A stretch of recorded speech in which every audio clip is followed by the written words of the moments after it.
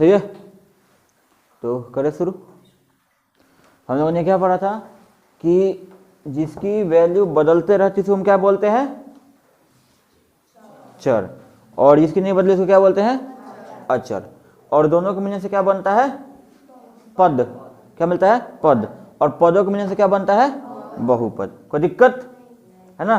अब ये जो बहुपद होते हैं, ठीक है, हम यहाँ जो बहुपद पढ़ेंगे वो होंगे एक ही चर वाले। क्या होंगे, एक ही चर वाले, अलग उसमें चर नहीं आएंगे, है ना।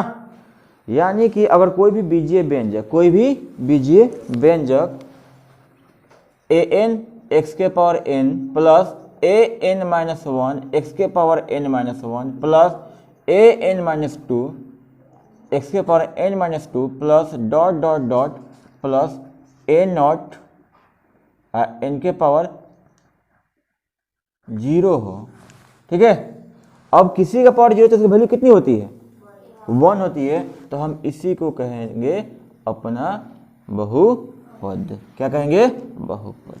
यानी कोई भी बीजीय व्यंजक अगर ए एन एक्स के power N plus A N minus one X के power N minus one plus A N minus two X के power N minus two plus dot dot dot A not N के power 0 हो, तो हम क्या कहेंगे, बहुपद कहेंगे। क्या कहेंगे, बहुपद। दिख रहा ना, सही ना। अब एक चीज यहाँ समझो कि आज यहाँ दो चीज दिख रही है, एक ये दिख रही है, ये दिख रही है, ये दिख रही है और ये दिख रही है, दिख रही है। और ये और ये कहा लिख दिया, एन कहा लिख दिया, ये दिख रही है ना। इनमें क्या होता है कि जो पहले वाले ये सब ये हैं, ये लोग, यानी कौन, ए x A N minus one A N minus to, ठीक, डॉट डॉट डॉट और ए नॉट, इन सभी को हम क्रमशः एक्स के पावर एन का गुणांक, एक्स के पावर एन माइनस वन का गुणांक, एक्स के पावर एन माइनस टू का गुणांक और 0 के गुणांक कहते हैं। कोई दिक्कत। ये जो है ये प्योर कांस्टेंट है। ये क्या है, प्योर कांस्टेंट है। इसके साथ कोनो अंक नहीं रहता है, लेकिन ये सभी भी कांस्टेंट ही हैं, लेकिन इनके साथ क्या रहेगा, एक्स रहेगा, एक्स रहेगा। तुम तो 5 बजे आ रहे थे पोस्टर ठोकवाने, ठोकवा दिए पोस्टर। लग रहा है हमें एगो बताओ, एगो मेरा दोस्त चला गया सब, तो बताओ यार, दुनिया साथ छोड़ दियो। चलना रहा था, जाकर भोरे ठोकवा देता ना मेरा। ठीक है, बुझा रहा है। तो देखिए यहाँ पे समझ लीजिए यहाँ पे कि अगर कोई भी अगर बीजीय व्यंजक, कोई भी अलजेब्रिक एक्सप्रेशन अगर इस फॉर्म में होती है तो हम इसे क्या कहेंगे, बहुपद कहेंगे। जिसमें ये इसको हम क्या कहेंगे, गुणांक कहेंगे। क्या कहेंगे, गुणांक। ये किसका गुणांक होगा, एक्स का पावर एन का। ये किसका होगा, एन माइनस वन का। ये किसका गुणांक होगा, हाँ, यहाँ छोड़ देते हैं क्या, वो तो बेचारा उसमें एक्स है ही नहीं, तो खत्म हो गया। कोई दिक्कत यहाँ तक।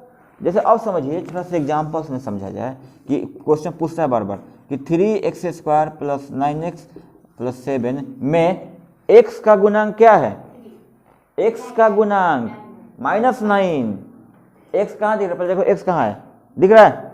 उस x को ढक दो, कौन दिख रहा है तुमको, -9। तो इस x का गुणांक -9 होगा। अगर पूछा जाए कि x² गुणांक कौन होगा, तो ढक दो, कौन दिख रहा है, 3। बुझा रहा है। तो इस तरह हम क्या कर सकते हैं, गुणांक पता कर सकते हैं। बोलो। अब एक चीज और तुम्हें दिखाई देगी, ध्यान से देखना, तुम्हें बहुत कुछ दिखाई देगी, ठीक है। इस x के मूरी पर कुछ दिख रहा है, दिख रहा है ना। तो जो किसी चर के मूरी पर होते हैं हम क्या कहते हैं, घात कहते हैं, डिग्री कहते हैं। क्या कहते हैं, घात, डिग्री, पावर, इन्हें कहते हैं, ठीक। तो जो चर के मूरी पर होते हैं हम क्या कहते हैं, घात। क्या कहते हैं, घात। तो बहुपद के घात का मतलब होता है कि जो बहुपद में सबसे बड़ा पावर हो, ठीक, सबसे बड़े घात को ही हम बहुपद का घात कहते हैं। इसमें सबसे बड़ा कौन है, n। इस बहुपद का घात कितना होगा, n होगा। इसमें सबसे बड़ा कौन है, इसका घात कितना होगा, 2। 5x के पावर 100 प्लस 3x प्लस 7, इसमें बहुपद का घात कितना है, 100। बुझ रहे हो मेरी बात, पहचान लोगे ना। पूछता है क्वेश्चन दे देकर, ऐसे पूछ देगा कि x² प्लस y², दोनों तो बराबर है, तो अब कौन खाता है?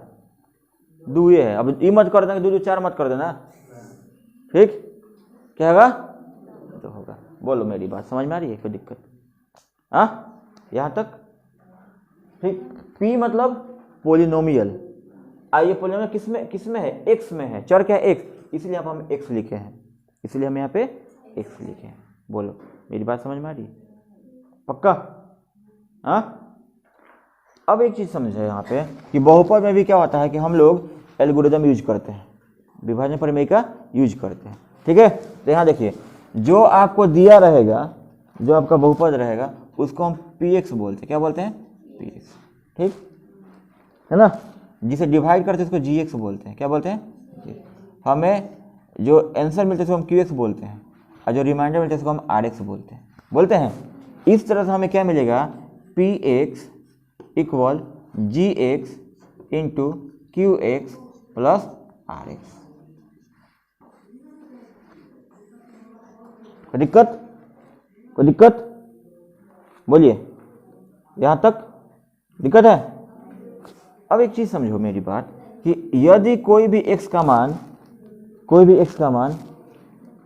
इस बहुपद का शून्यक हो, शून्यक समझते हो? मतलब कि इसका मान इसमें हम पुट करें, पूरा बहुपद ही खत्म, 0 हो जाए, इसको हम शून्यक बोलते हैं। क्या बोलते हैं? शून्य, जो क्लास 9 में पढ़ाई होता है, ठीक है?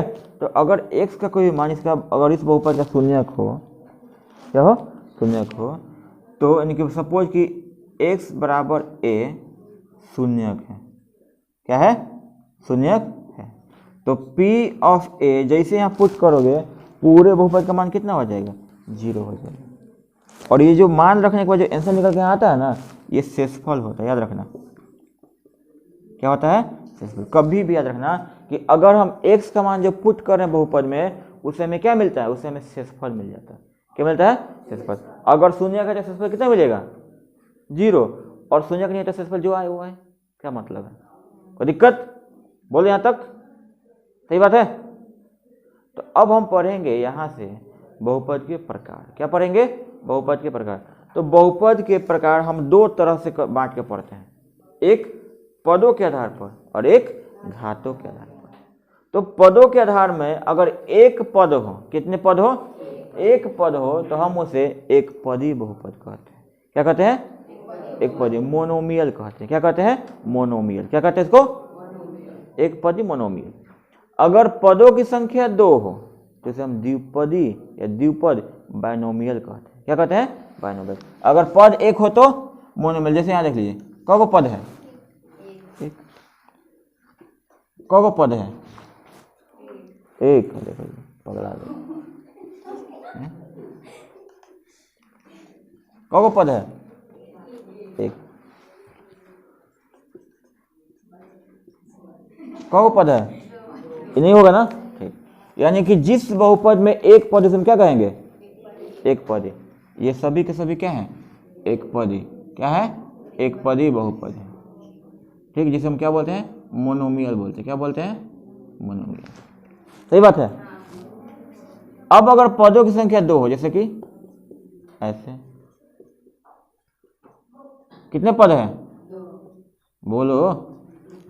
तो अगर पदों की संख्या 2 हो तो द्विपदी। क्या कहेंगे? द्विपदी। क्या कहेंगे? द्विपदी, यानी कि बाइनोमियल। बाइनोमियल। कोई दिक्कत? कोई दिक्कत? अगर पदों की संख्या 3 हो, अगर पदों की संख्या 3 हो तो त्रिपदी। ठीक है? त्रिपदी है ना? अब 3 से ज्यादा भी हो सकते हैं, मतलब बहुत सारा हो सकता है, कोई दिक्कत नहीं है। देखो ना, यहीं पे तो इनको पद है, नाम है बहुपद है, जिसमें बहुत पद हो। क्या देखिए? पॉलिनोमियल। पॉली में बहुत, नोमियल मतलब पद। ठीक है? जिसमें बहुत पद उसको हम क्या कहते हैं? पॉलिनोमियल कहते हैं। कोई दिक्कत है? पॉली मतलब बहुत, है ना? नोमियल मतलब पद। पॉलिनोमियल बहुत पद वाले। ठीक है? कोई दिक्कत? तो ये रहा पदों के आधार पर। एक पदी में कितने? एक। द्विपदी में कितने? त्रिपदी में कितने? मित्रों समझ में आ रहा है क्या? हाँ, समझे? ये रहा पद के आधार पर। अब हम देखते हैं जरा घात के आधार पर। क्या देखते हैं? घात के आधार पर। क्या है मार रही है बेचारी को, हैं? अब यहाँ देखिए, घात तो समझ में आया। घात घात कहाँ होता है? मूड़ी पर होता है। क्या होता है? मूड़ी पर। मूड़ी पर, कपार पर। पावर कहाँ होगा? कपार में चढ़ जाता है। जैसे आदमी के पास खूब पावर होगा तो कहाँ चढ़ा रहेगा? कपार पर। देखो गरमाइले रही हमेशा, हैं? मतलब अच्छो बोल बताओ सब गरमा जाए, कारण पावर है। पावर कहाँ चढ़ गया है? कपार में है। ठीक है, सब्जी खरीद जाए जहाँ जो वो बेचारा गरीब आदमी मांग लग 1 रुपये ज़्यादा, उठा के पूरा दौड़ी फेंक दी। क्या है? पावर बा। कहाँ बा? कपार में। ठीक बा, तो जहाँ कपार में होगा वो पावर है। तो अब यहाँ देखिए कि अगर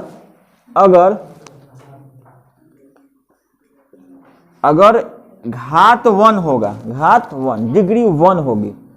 1 तो दिखता नहीं है ना, हम लोग छोड़ देते हैं। अब x बेचारा आएगा तो एगो तो अपने संग लेकर आएगा ही आएगा, नहीं लेकर आएगा बेचारा, अकेले थोड़ी आ जाएगा। वो खुद ही है। तो मान लो कि हम किसी घर में कहेंगे कि ठीक है, क्या बोलते हैं, अंगिया दे रहे हैं लेकिन समहर नहीं है, एक आदमी का है, तो मालिक जाएगा, तो खुद तो मालिक चले ही गया, तो एक आदमी तो जाएगा ही ना। अभी थोड़ी है कि एक आदमी का तो मालिक फ्री है, उसमें मालिक गए तो एक आदमी काउंट हो गया, बच्चों गए तो एक आदमी काउंट हो गया। अभी थोड़ी है कि मालिक जा रहा है तो उनका काउंट नहीं किया जाएगा, बच्चा जाएगा तो उसका काउंट कर लिया जाएगा, तो 2 आदमी हो गया। फिर तो वो नहीं गया तो एक आदमी हो गया। ठीक है, चलिए, तो इसको क्या बोलेंगे? इसको हम बोलते हैं, जिसका घात 1 हो उसको हम बोलते हैं रैखिक बहुपद। क्या बोलते हैं? रैखिक बहुपद। लीनियर, क्या बोलते हैं? Linear polynomial. ठीक है, अब अगर घात 2 हो, घात 2 हो तो इसको हम बोलते हैं द्विघात बहुपद। क्या बोलते हैं? द्विघात बहुपद। क्या बोलते हैं इसको? द्विघात बहुपद। ठीक, द्विघात देखो नीचे लिख सकते हैं ना, बतलाते रहना सब। द्विघात, इसको हम बोलते हैं क्वाड्रेटिक। क्या बोलते हैं? क्वाड्रेटिक। क्या बोलते हैं? क्वाड्रेटिक। कितने घात हो? तो क्वेश्चन बहुत बार मैथ में पूछ दिया है कि बताइए एक रैखिक बहुपद की घातों की संख्या होती है, या एक बहुपद जिसके घातों की संख्या 1 है तो कौन सा बहुपद है?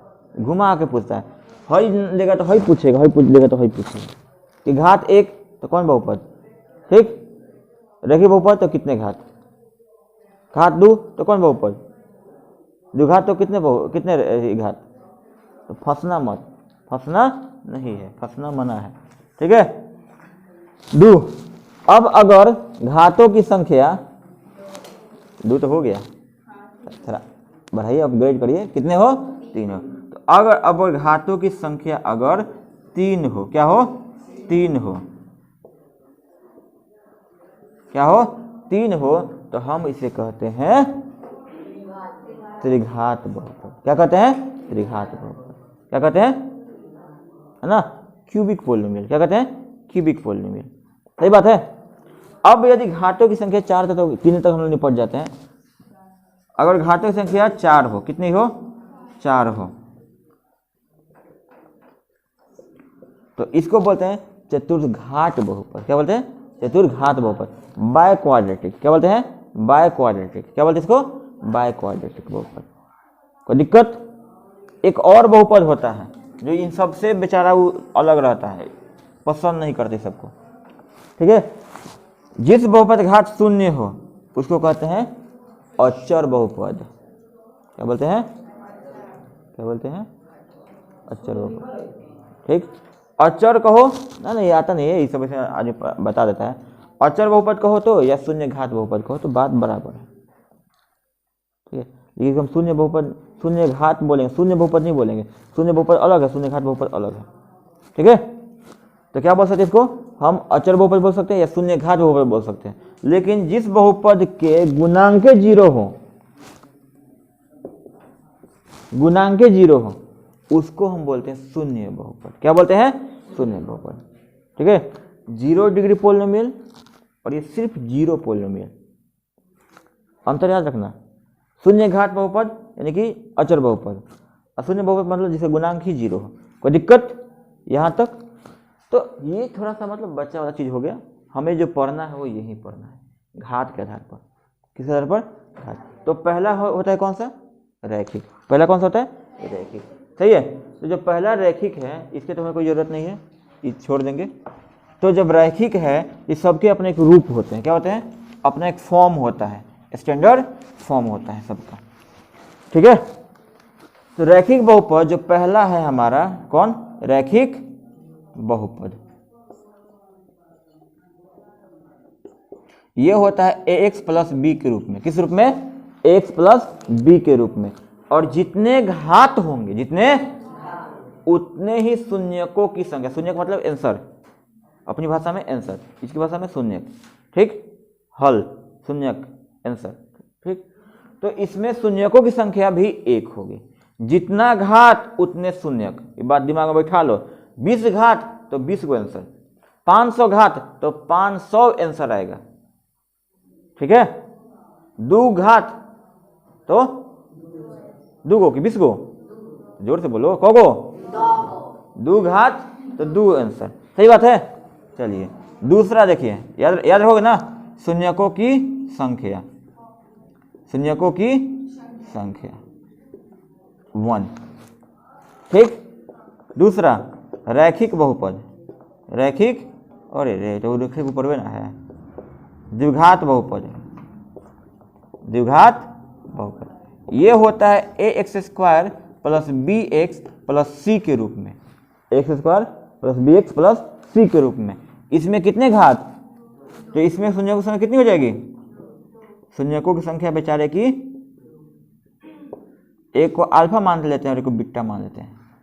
ठीक है, 2 हो गए ना। त्रिघात बहुपद, कौन सा बहुपद? ये हम बार बार एक ही कहाँ लिख रहे हैं? त्रिघात बहुपद।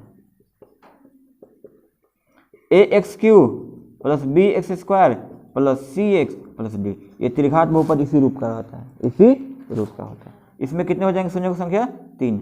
अल्फा, बीटा, गामा मानते हैं। कोई दिक्कत है तो बता दो। यहाँ तक पच रहा है क्या? पच रहा है पक्का? हाँ, तो ये रहा हमारे रैखिक बहुपद, द्विघात बहुपद, त्रिघात बहुपद। रैखिक में कितने शून्यक? द्विघात में कितने शून्यक? कौन कौन? Alpha, beta. त्रिघात में कितने? कौन कौन? Alpha, beta, gamma, alpha, beta, gamma. कोई दिक्कत? अब एक चीज यहां से आता है कि कौन से व्यंजक, देखो सब व्यंजकें हैं, सब अलजेब्रिक एक्सप्रेशन ही है, लेकिन सभी के सभी एक्सप्रेशन बहुपद नहीं हो सकते हैं। ठीक, सभी के सभी बहुपद नहीं हो सकते। बहुपद होने के लिए कुछ शर्तें होती हैं जो सभी व्यंजकों को मानना पड़ेगा। तो जो मानेगा वो होगा, जो नहीं मानेगा नहीं होगा। सिंपल सी बात है। तो पहला माना किया गया है कि कोई भी बहुपद, यहाँ जगह है ना, देखो तो, कोई भी बहुपद, ये हम क्या पढ़े हम लोग? बहुपद होने के शर्त, बहुपद होने के शर्त। तो कोई भी बहुपद, उस किसी बहुपद का जो घात होगा, घात समझते हो ना, वो माइनस में नहीं होना चाहिए। पहला चीज, किसी भी बहुपद घात माइनस में नहीं होना चाहिए। अगर माइनस में है तो बहुपद फिर नहीं है। क्या? कौन माइनस में है? घात माइनस में तो बहुपद नहीं होगा। पहला चीज दिमाग में रखना। दूसरा घात भिन्न में नहीं होगा। भिन्न समझते हो ना? बट्टा में, भिन्न में नहीं होना चाहिए, भिन्न में ना। जैसे x के पावर 3/2, ऐसा कोई बहुपद नहीं होगा। ठीक है, या x के पावर -2, ऐसा कोई बहुपद नहीं होगा। 2 चीजें, पहला क्या? घात माइनस में नहीं होनी चाहिए। दूसरी, घात बट्टा में नहीं होनी चाहिए। दिक्कत? तीसरा, बट्टा से ही क्लियर हो जाता है, लेकिन कोई बात नहीं, तुम लोग कंफ्यूज हो गए तो इसे बता दे रहे हैं। तीसरा, चर कभी भी अंडर रूट नहीं होना चाहिए। चर कभी भी रूट के अंदर नहीं होना चाहिए। अचर हो हमें कोई दिक्कत नहीं है, हमें कोई मतलब नहीं है तुमसे भाई, हमको मतलब हमारे चर से। तो चर कभी भी रूट में नहीं होना चाहिए। ऐसा होता है तो भी बहुपद नहीं। जैसे कि अगर ऐसे देखो, ऐसे हो तो चलेगा, ये बहुपद है। लेकिन अब ये जरा लंबर के यहाँ आ जाए तो अब नहीं चलेगा, ये ना चलो। ठीक है, ये ऐसा नहीं चलेगा। ठीक, अब चलेगा ये, अब दौड़ेगा। ठीक, माइनस का मतलब ही होता है बट्टा, लेकिन कोई बात नहीं, तुम लोग कहीं भूल जाओगे। कभी भी चर बट्टा में नहीं होना चाहिए ऐसा। अगर इन सभी शर्तों से जो बच गया बेचारा, वही बन जाएगा क्या, वही कहलाएगा बहुपद। और जो बेचारे पहले ही टूट गए, बिखर गए, लुटा गए, वो बेचारे नहीं कहलाएंगे बहुपद। ठीक है, तो क्या पहला कि क्या होना चाहिए, माइनस में नहीं होना चाहिए। क्या माइनस में नहीं होना चाहिए, घात। अभी ना कि हेकड़ा पीछे मत पड़ जा, सब सर देखने हैं माइनस देवल बात हो वो नहीं, मूरी पे देखना है। ठीक है ना, तो अगर बहुपद का घात माइनस है तो वो बहुपद नहीं है। अगर घात बीच में बट्टा में है तो नहीं है। अगर घात मतलब कि अगर चर रूट के अंदर हो तो बहुपद नहीं है। अगर तुम्हारा चर बट्टा में है तो बहुपद नहीं होगा। इन सभी चीज़ों से जो बचा है वही बहुपद है। बहुत बार पूछा हुआ है क्वेश्चन कि निम्नलिखित में कौन बहुपद है, ऑप्शन चाहे दे देगा, तो ये चीज़ याद रहनी चाहिए। फिर दे देगा कि निम्नलिखित में कौन बहुपद नहीं है, फिर भी याद रहनी चाहिए। देखो 1 नंबर, देखो कौन तैयारी हो गया, 1 नंबर, 2 नंबर, 3 नंबर, अभी तक 3 नंबर, और घात ये गुणांक 4 नंबर में से पॉसिबल है कि 2 नंबर तुम्हारा आना ही आना है, इतने में ही। इसे थ्योरी जब पढ़ा है ना तो भयंकर तरीके से पढ़ना। कैसे पढ़ना, ठीक है। तो अब लिखने की प्रक्रिया शुरू किया जाएगा। हाँ।